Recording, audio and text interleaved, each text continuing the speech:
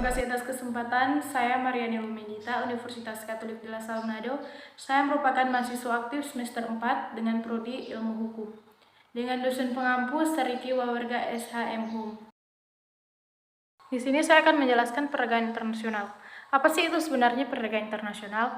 Perdagangan internasional adalah perdagangan dilakukan antar negara atau pemerintahan negara dengan negara lain yang menjalani suatu hubungan perdagangan yang sesuai dengan kesepakatan kedua belah pihak. Perdagangan internasional juga merupakan proses tukar-menukar barang yang didasarkan atas kehendak sukarela dari masing-masing negara. Adapun motifnya adalah memperoleh manfaat perdagangan atau gains of trade. Perdagangan merupakan kegiatan ekonomi yang sangat penting saat ini. Maka tidak ada negara-negara di dunia yang tidak terlibat dalam perdagangan, baik itu perdagangan antar regional, antar kawasan, maupun antar negara. Perdagangan internasional merupakan hubungan kegiatan ekonomi antar negara yang diwujudkan dengan adanya proses pertukaran barang atau jasa atas dasar sukarela dan saling menguntungkan. Hercules Basin hanya mengungkapkan unsur-unsur dari definisi hukum perdagangan internasional. Menurut Hercules Basin ada 3 unsur sebagai berikut. Pertama, hukum perdagangan internasional dapat dipandang sebagai suatu cadangan khusus dari hukum internasional. Kedua, hukum perdagangan internasional adalah aturan-aturan hukum internasional yang berlaku terhadap perdagangan barang, jasa, dan perlindungan hak atas kekayaan intelektual atau HAKI. Ketiga, hukum perdagangan internasional terdiri dari aturan-aturan hukum nasional yang memiliki atau berpengaruh langsung terhadap perdagangan internasional secara umum. Karena sifat aturan-aturan hukum internasional ini, aturan-aturan tersebut merupakan bagian dari hukum perdagangan internasional.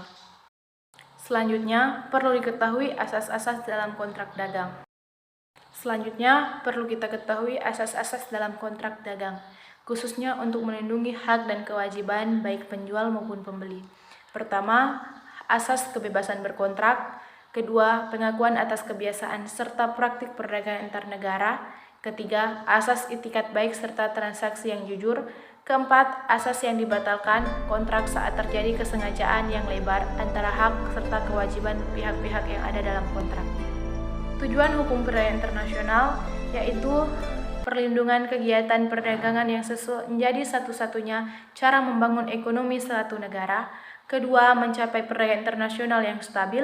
Ketiga, menghindari kebijakan dan praktik perdagangan nasional yang merugikan negara lainnya.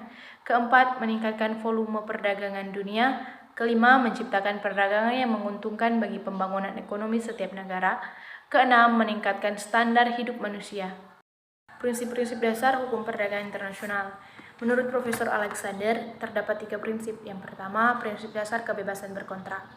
Prinsip dasar kebebasan berkontrak ini sebenarnya merupakan prinsip universal dalam hukum perdagangan internasional.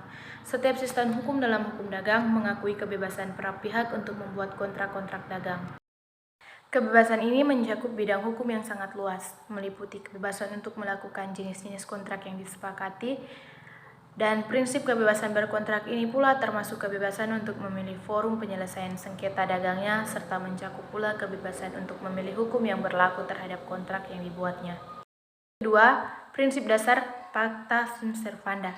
Prinsip ini adalah prinsip yang menyatakan bahwa kesepakatan atau kontrak yang telah ditandatangani harus dilaksanakan dengan sebaik-baiknya, dengan itikat baik tentunya. Prinsip ini berlaku secara universal. Yang ketiga, prinsip dasar penyelesaian sengketa melalui arbitrase.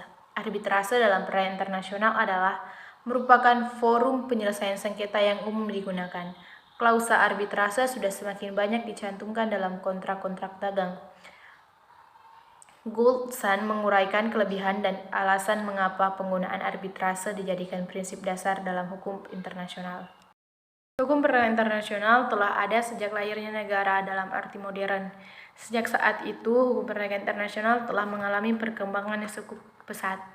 Sesuai dengan perkembangan hubungan-hubungan perdagangan, dilihat dari perkembangan sumber hukumnya, perkembangan hukum perdagangan internasional dapat dikelompokkan dalam 3 tahap, yaitu hukum perdagangan internasional dalam masa awal pertumbuhan, hukum internasional yang dicantumkan dalam hukum nasional. Yang ketiga, lahirnya aturan-aturan hukum perdagangan internasional dan munculnya lembaga-lembaga internasional yang mengurusi perdagangan internasional. Adapun tujuan dari hukum perdagangan internasional adalah untuk mencapai perdagangan internasional yang stabil dan untuk menghindari kebijakan-kebijakan dan praktik-praktik perdagangan nasional yang merugikan negara lain, untuk meningkatkan volume perdagangan dunia dan dengan meningkatkan perdagangan yang sangat menarik dan menguntungkan bagi perdagangan pembangunan ekonomi negara, meningkatkan standar hidup umat manusia, meningkatkan lapangan kerja, mengembangkan sistem perdagangan multilateral, dan meningkatkan pemanfaatan sumber-sumber kekayaan dunia dan meningkatkan produktivitas dan transaksi jual beli barang.